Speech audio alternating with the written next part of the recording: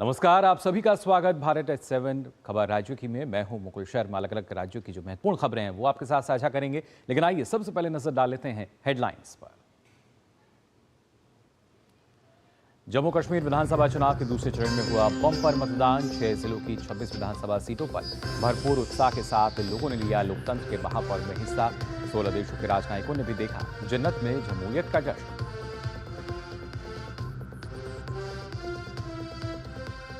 हरियाणा में चुनाव प्रचार में आई तेजी। प्रधानमंत्री ने सोनीपत के गोहाना में की जनसभा। दलितों पर अत्याचार को लेकर कांग्रेस पर बरसे। जम्मू कश्मीर में मतदान का जिक्र करते हुए की लोगों की सराहना। कांग्रेस समेत अन्य पार्टियों का प्रचार भी जारी।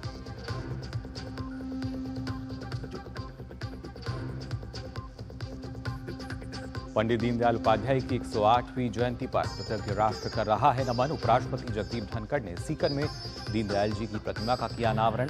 प्रधानमंत्री मोदी, अमित शाह, जेपी नड्डा, योगी आदित्यनाथ समेत कई नेताओं ने किया नमन।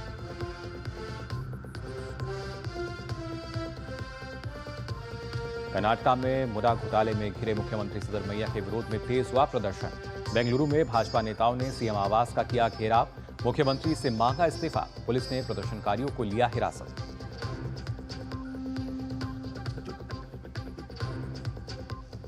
लेबनान में इजरायल की भीषण बमबारी में कम से कम 569 लोगों की मौत। संयुक्त राष्ट्र सुरक्षा परिषद ने बुलाई आपातकालीन बैठक। वैश्विक नेताओं ने शांति की अपील के साथ इजरायल और हिजबुल्लाह के बीच जारी संघर्ष पर जताई चिंता।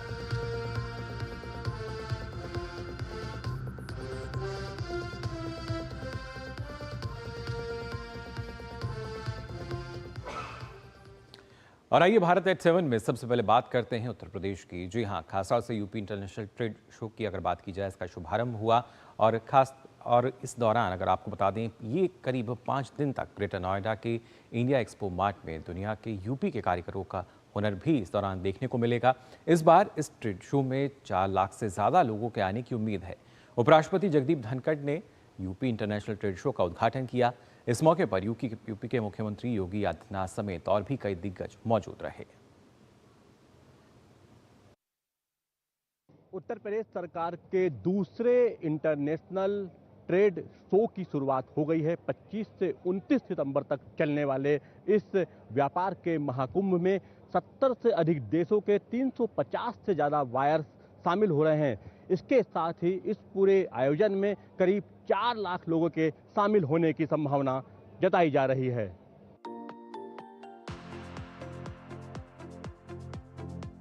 उद्यमियों की आशाओं और संभावनाओं का महाकुंभ यानी Uttar Pradesh international trade show के दूसरे संस्करण का शुभारंभ ग्रेटर नोएडा के इंडिया एक्सपो मार्ट में हुआ। उपराष्ट्रपति जगदीप धनखड़ ने इस मेगा शो का शुभारंभ किया। इस मौके पर केंद्रीय मंत्री जीतन राम मांझी और प्रदेश के मुख्यमंत्री योगी आदित्यनाथ भी मौजूद रहे। इस अवसर पर उपराष्ट्रपति ने उत्तर प्रदेश को उद्यम प्रदेश की संज्ञा देते हुए कहा कि यह ट्रेड शो बहुत बड़ा महायज्ञ है जो विकसित भारत के लिए हो रहा है। इसमें हर किसी को अपनी आहुति देनी है। This has transformed Uttar Pradesh into Uttam Pradesh, and the sustained efforts of Yogi ji are leading to another milestone development and achievement soothing to the entire nation. Uttar Pradesh is fast becoming Uddam Pradesh of the country. Uttar Pradesh के मुख्यमंत्री योगी आदित्यनाथ ने कार्यक्रम को संबोधित करते हुए कहा कि प्रदेश में लगभग 96 लाख एमएसएमई इकाइयां हैं जो कृषि के बाद दूसरे सबसे अधिक रोजगार के अवसर प्रदान करती है। उन्होंने जोर देते हुए कहा कि हमने आत्मनिर्भर भारत के दृष्टिकोण को पूरा करने के लिए काम करना शुरू किया और एक जिला एक उत्पाद जैसे कार्यक्रमों को प्रोत्साहित किया। लगभग 96 लाख एमएसएमई यूनिट यूपी के 75 जनपदों में फैला हुआ है और ये 96 लाख एमएसएमई यूनिट उत्तर प्रदेश में कृषि के बाद सर्वाधिक रोजगार सृजन करने वाला क्षेत्र है। ट्रेड शो में लोगों को दुनिया भर के देश प्रदेश के क्राफ्ट, कुजीन और कल्चर से रूबरू होने का मौका मिल रहा है। 70 देशों के 350 से अधिक उद्यमी इस बड़े ट्रेड शो में हिस्सा ले रहे हैं। वहीं उद्यमियों का कहना है कि उत्तर प्रदेश सरकार उन्हें एक बड़ा मंच प्रदान कर रही है जिससे वो अपने उत्पादों का प्रचार प्रसार कर सके। दी मेक इन इंडिया इनिशिएटिव आत्मनिर्भर भारत की वजह से आज हम लोगों को अपॉर्चुनिटी मिली है कि आज एक प्राइवेट सेक्टर डिफेंस में कर सकता है।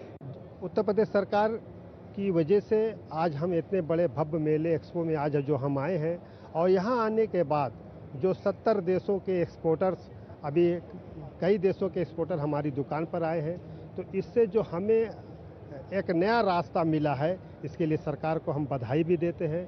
अपने बिजनेस को बढ़ाने के लिए गवर्नमेंट ने अच्छा मौका दिया हुआ है, जिससे कि हम आगे बढ़ सकें, लोगों से जुड़ सकें, B2B में हो या B2C में हो, हमें दोनों अपॉर्चुनिटीज़ मिलती हैं यहाँ पे। सेंट्रल गवर्नमेंट, स्टेट गवर्नमेंट मिलके जो हम लोगों को, छोटे छोटे व्यापारियों को इंक्रीमेंट दे रही है, बहुत ही अच्छा है। इससे हम लोगों के लिए बहुत ही फ्रूटफुल है।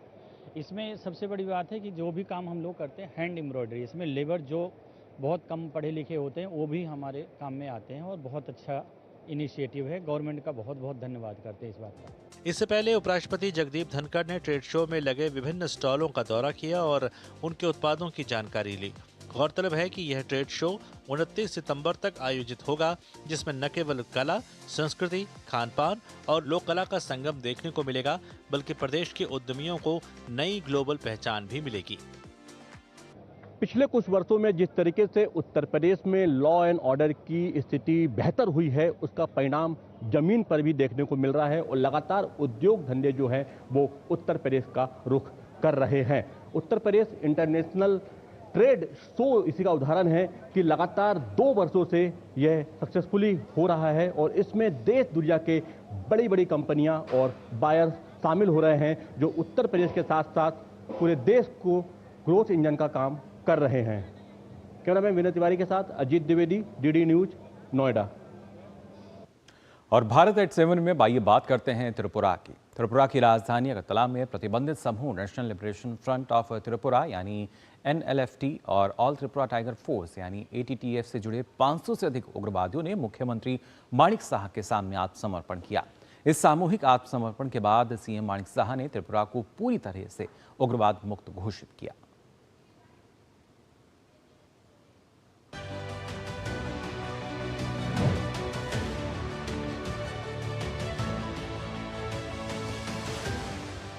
मुख्यमंत्री माणिक साहा के नेतृत्व में त्रिपुरा जहां एक तरफ विकास पथ पर अग्रसर है, वहीं दूसरी तरफ राज्य में शांति का माहौल भी स्थापित हुआ है।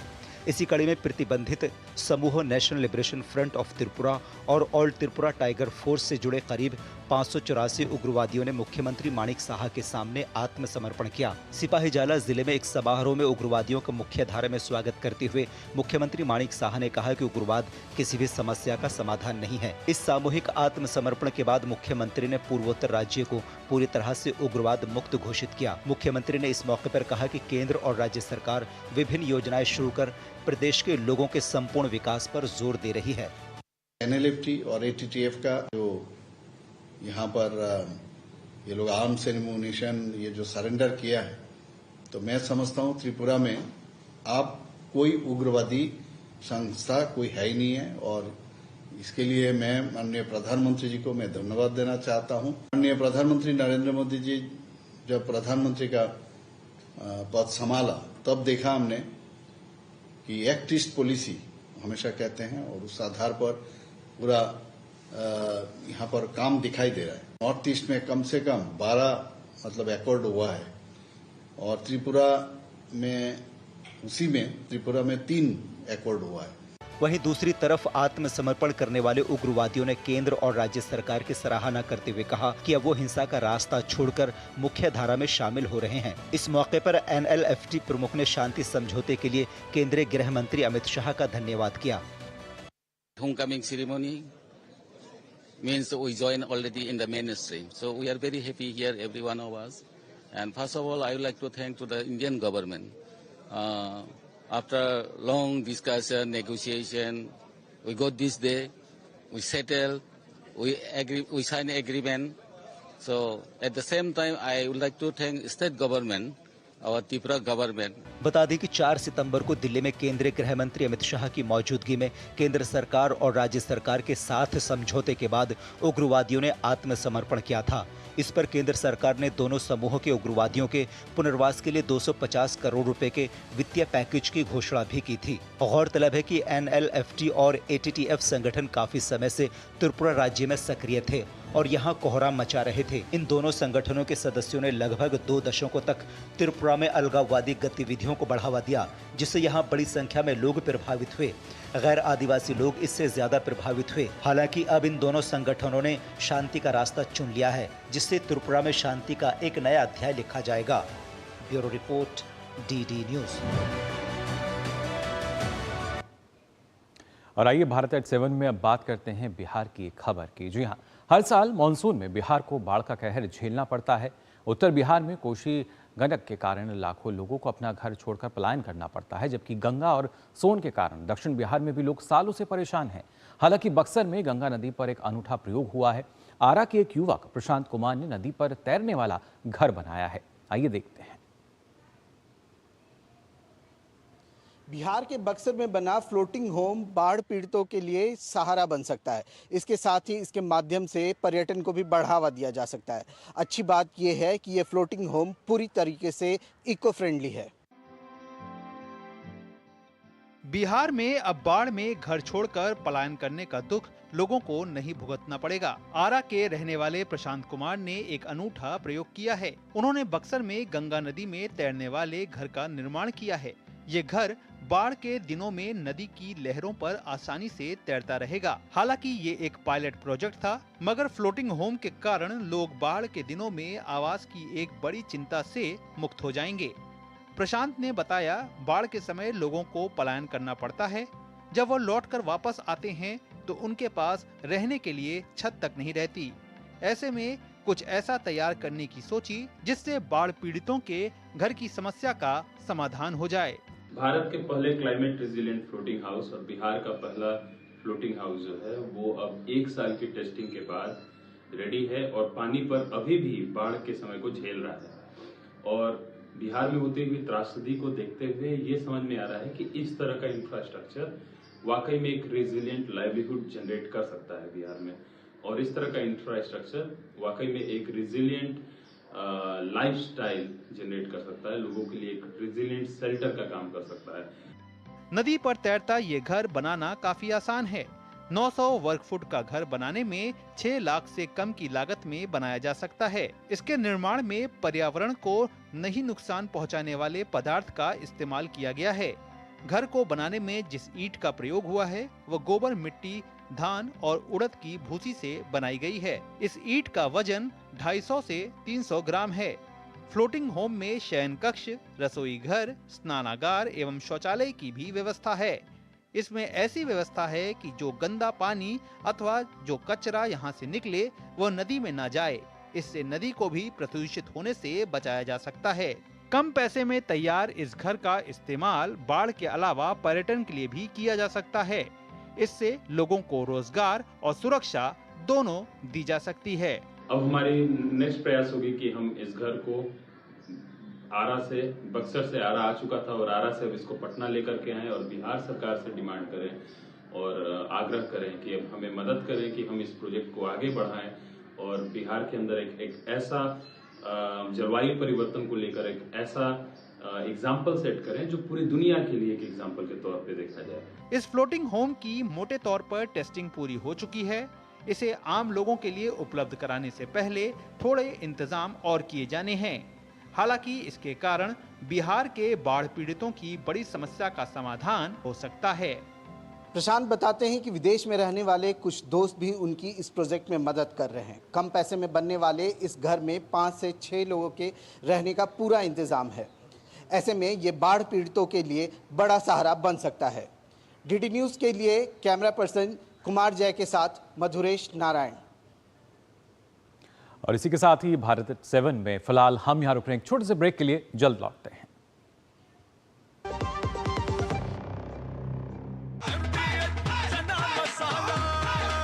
अब छोलिया हो या लोबिया, सफेद चने या काले चने, सब कुछ मजेदार बने।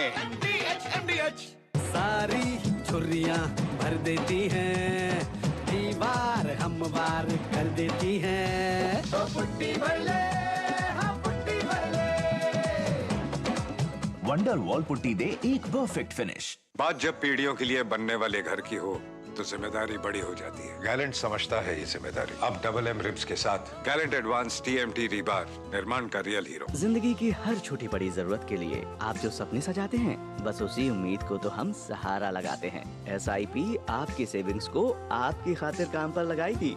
आज ही अपनी पहली SIP की शुरुआत करें। अधिक जानकारी के लिए अपने वित्तीय सलाहकार से परामर्श करें। LIC म्यूचुअल फंड द्वारा निवेशक शिक्षा की एक पहल। म्यूचुअल फंड निवेश बाजार के जोखिम के अधीन हैं। योजना से संबंधित सभी दस्तावेजों को ध्यान से पढ़ें। हाथ धो कर आते हैं। साबुन की जगह हैंड वॉश। मोहन का प्रमोशन हो गया क्या? सैवलॉन हैंड वॉश तो हमारा रोज का है। सिर्फ 10 रुपए में 200 ml हैंड वॉश बनाओ। Savlon powder to gel hand wash, germ से बचाए, शान बढ़ाए। बेटियां घर की रौनक हैं। बेटियां घर संवारती हैं। बेटियां पीढ़ियां सजाती हैं।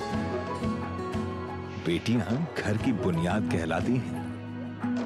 बेटियों को सलाम करता है मोंगिया स्टील, स्टील का बादशाह।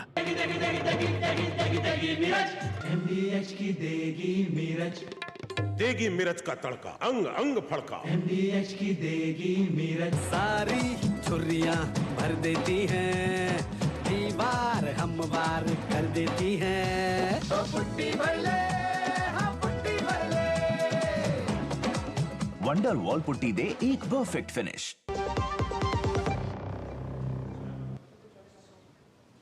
तो ब्रेक के बाद आप सभी का एक बार फिर स्वागत भारत 7 में। और आइए अब बात करते हैं झारखंड की एक खबर की। दरअसल झारखंड में भ्रष्टाचार और घोटाला जो है वो थमने का नाम नहीं ले रहे हैं। मनरेगा के बाद अब इसकी आंच NRHM तक पहुंच चुकी है। राज्य के रामगढ़ में राष्ट्रीय ग्रामीण स्वास्थ्य मिशन NRHM में एक बड़ा घोटाला उजागर हुआ है। 5 डॉक्टर्स के नाम पर यहां कई महीनों से वेतन घोटाला चल रहा था, पर उन डॉक्टर्स का कोई अता पता ही नहीं है। आइए देखते हैं ये खास रिपोर्ट। झारखंड में भ्रष्टाचार और घोटाला दीमक की तरह सिस्टम को खोखला बना रहा है। अब यह दीमक खान और खनिजों से आगे बढ़कर स्वास्थ्य महकमे को भी अपनी चपेट में ले लिया है।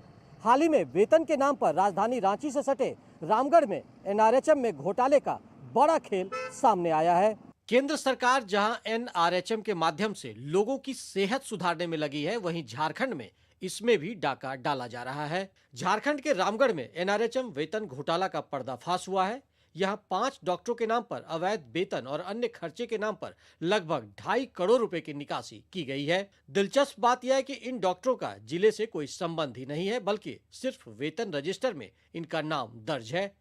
इस घोटाले का खुलासा होने पर भाजपा एक बार फिर राज्य सरकार पर हमलावर है। सदर अस्पताल में जो डॉक्टर पदस्थापित नहीं है, फर्जी डॉक्टरों के नाम पर बिल बनाया गया और उसका भुगतान किया गया और बड़े पैमाने करोड़ों रुपए का घोटाला सदर अस्पताल में हुआ है।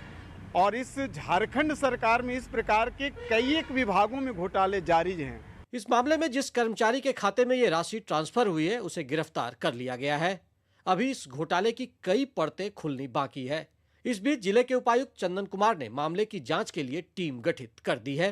5 डॉक्टर्स के नाम जो अभी पता चले थे, हाल ही पता चले थे, जो कि कभी डॉक्टर रामगढ़ में एग्जिस्ट भी नहीं करते थे, और उनके नाम पे प्रत्येक महीने भुगतान होता रहता था और अच्छी मात्रा में भुगतान होता था। कई बार तो सैलरी कर भी नहीं समझ सकते थे, क्योंकि 8-8 लाख 10-10 लाख भुगतान हुआ है। उधर झारखंड मुक्ति मोर्चा इस मामले में बचाव की मुद्रा में है। पार्टी नेता योगेंद्र प्रसाद ने कहा कि दोषी नहीं बख्शे जाएंगे। उपायुक्त महोदय इस विषय में संज्ञान लिए हैं और दोषियों को जेल भेजे हैं, लेकिन हम लोग इसको उच्च स्तर पर भी उच्च स्तरीय माननीय मंत्री, माननीय मुख्यमंत्री पास भी इसकी संज्ञान में देंगे। रामगढ़ के स्थानीय लोग भी इस घोटाले को जानकर सकते में हैं। लोगों का कहना है कि इसके असल दोषियों को कटघरे तक पहुंचाना जरूरी है। चर्चा का बाजार गर्म है कि आजकल सरकार डॉक्टरों के वेतनों के नाम पर भी घोटाला करती जा रही है। इसके पीछे कोई एक अधिकारी नहीं या एक व्यक्ति नहीं हो सकता है, इसके पीछे बहुत सारे चेहरे होंगे, सफेद वो चेहरे भी हैं। झारखंड में एक के बाद एक घोटाले उजागर हो रहे हैं, जो कहीं न कहीं राज्य के पिछड़ेपन की एक बड़ी वजह है। झारखंड में विकास की असीम संभावनाएं हैं, लेकिन भ्रष्टाचार का दीमक मार्ग का रोड़ा बना हुआ है। घुन लगी व्यवस्था राज्य में विकास को मुंह चिढ़ा रही है और भ्रष्टाचारी अपने जेब भरने में लगे हुए हैं। जरूरत है ऐसे घोटालेबाजों पर नकेल कसने की, ताकि आगे इस पर विराम लग सके। डीडी न्यूज के लिए रामगढ़ से के तिवारी और विकास के साथ मैं दिवाकर कुमार। और इसी के साथ ही भारत एट 7 में हम यहाँ रुक रहे हैं। एक और छोटे से ब्रेक के लिए जल्द हाजिर होते हैं। सारी छुर्रियां भर देती हैं, दीवार हम वार कर देती हैं। तो पुट्टी भर ले, हाँ पुट्टी भर ले। वंडर वॉल पुट्टी दे एक परफेक्ट फिनिश। बढ़िया है, प्राकृतिक हल्दी, मिर्ची, धनिया। नहीं, मिर्ची, धनिया, हल्दी, MDH।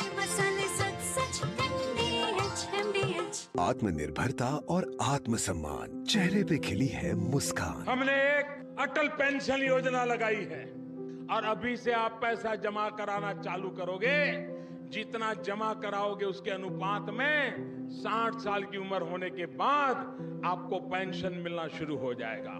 आज 6 करोड़ से अधिक लोगों ने भारत सरकार की अटल पेंशन योजना में पंजीकरण कराया है। आप भी इससे जुड़े और लाभ उठाएं। जिंदगी की हर छोटी बड़ी जरूरत के लिए आप जो सपने सजाते हैं, बस उसी उम्मीद को तो हम सहारा लगाते हैं। SIP आपकी सेविंग्स को आपकी खातिर काम पर लगाएगी। आज ही अपनी पहली SIP की शुरुआत करें। अधिक जानकारी के लिए अपने वित्तीय सलाहकार से परामर्श करें। LIC म्यूचुअल फंड द्वारा निवेशक शिक्षा की एक पहल। म्यूचुअल फंड निवेश बाजार के जोखिम के अधीन हैं। योजना से संबंधित सभी दस्तावेजों को ध्यान से पढ़ें। कार तो काफी डैमेज हो गई। नो प्रॉब्लम, मैंने पॉलिसी बाजार को बुला लिया। सर, कार का रिपेयर और क्लेम सेटलमेंट सब हम संभाल लेंगे। इतनी जल्दी? काफी महंगा कार इंश्योरेंस लिया होगा। काफी सेव किया पॉलिसी बाजार से। पॉलिसी बाजार पे कार इंश्योरेंस कंपेयर करके 8,000 रुपए तक बचाओ। गोल्डी मसाले के 100 ग्राम के स्पेशल पैक्स में फ्रेशनेस लॉक है। ऐसे गोल्डी मसाले जहाँ जाएं रिश्ते बनाएं। सारी छुर्रियां भर देती हैं, दीवार हम वार कर देती हैं। तो पुट्टी भर ले, हाँ पुट्टी भर ले। वंडर वॉल पुट्टी दे एक परफेक्ट फिनिश।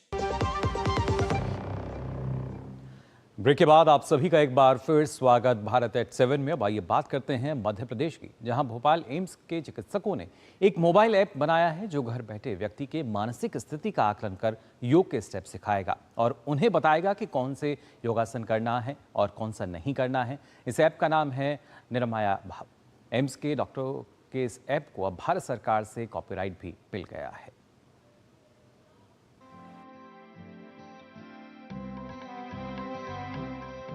एम्स भोपाल में एकेडमिक उत्कृष्टता, ज्ञान साझा करने और नवाचार की संस्कृति को बढ़ावा दिया जा रहा है। एम्स भोपाल ने विभिन्न मंचों पर उल्लेखनीय उपलब्धियां हासिल की हैं। इस बार एम्स भोपाल के 6 डॉक्टरों की टीम के द्वारा विकसित मोबाइल फोन आधारित योगा ऐप को भारत सरकार के वाणिज्य एवं उद्योग मंत्रालय के औद्योगिक नीति और संवर्धन विभाग द्वारा कॉपीराइट प्रदान किया गया है।